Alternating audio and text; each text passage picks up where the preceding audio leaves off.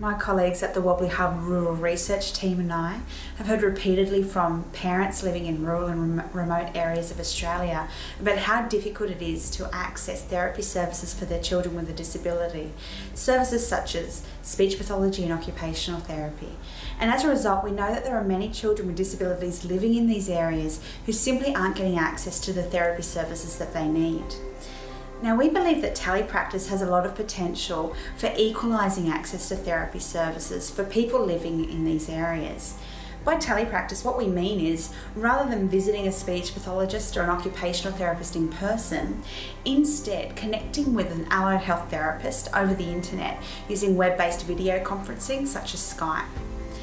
Now, Telepractice is such a new way of delivering services, so we know that there are some parents and carers, even some allied health therapists, who are unsure or even sceptical about whether it's even possible to deliver a quality service over the internet. So we decided to conduct a research project to collect some evidence about this question with our partners at Therapy Connect. And from what we've learned, we've been able to bust 3 myths about Telepractice.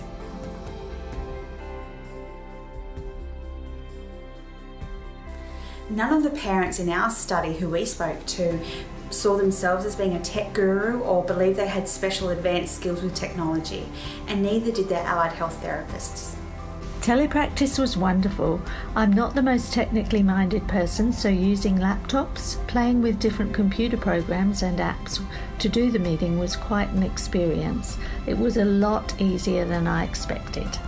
I've taught myself how to share computer screens, how to relinquish mouse control, and even how to mirror apps from my iPad. So it's very possible to teach yourself these skills. You don't need a high degree of tech-savvy skills in order to be an effective telepractitioner. In our study, internet connectivity wasn't always fantastic, and there were occasional glitches with technology, but this wasn't a deal breaker. Parents and allied health therapists told us that they were able to work together to troubleshoot the technology and come up with an acceptable plan B. So as a result, telepractice sessions rarely had to be cancelled.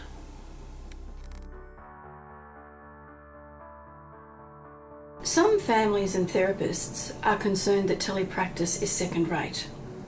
How can you have good outcomes when you're not in the same room as your client or your therapist?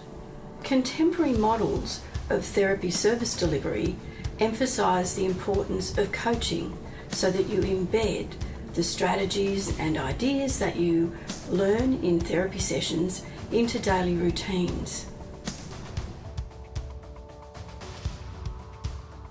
We heard in our research from therapists that telepractice actually promotes their use of coaching. It enhanced their coaching skills because it required, it wasn't an option. You needed to do coaching as part of your work in telepractice. We also heard from families that they felt more confident in supporting their child's development because they learned as part of telepractice how to implement therapy strategies, not only in the sessions, but in day-to-day routines. So our research has supported the idea that coaching has been enhanced through telepractice, and therefore outcomes have been really strongly supported for children's development. This is very new to us. What to do and how to help my son. Before the first 2 or 3 sessions, I was getting really emotional. I didn't know what to do, and I just didn't have any idea. But now I'm also learning how to read to my son, how to write with my son, how to ask him questions, and how to interact. Everything, every single thing is new to us. I learned quite a lot from the speech pathologist actually, and now I'm feeling more confident in how to help him. I think I'm getting there.